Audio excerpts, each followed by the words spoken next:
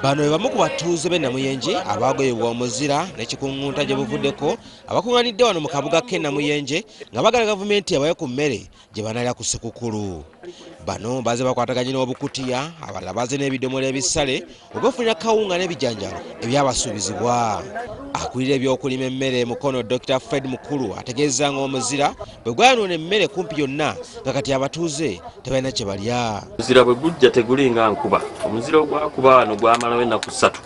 Omuzira gusaanyawo buli kintu ekibala ne kivaawo ky'oba osimbye kyonna ne kigwa. Kiba kitegeeza omulimi afiiriddwa sizoni yonna.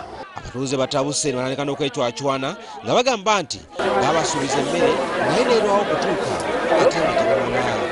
Wabula ssentebe wa disitulikiti eno Francis Lukkoya Mukome asabye abantu okuddamu okusimba emmere endala baleme kulinda ey'obwereere etandise n'okulwayo. Nambwe nsaba mwerwaneko kubanga bino bitono nnyo okusinziira ku bwetaavu bw'amaka.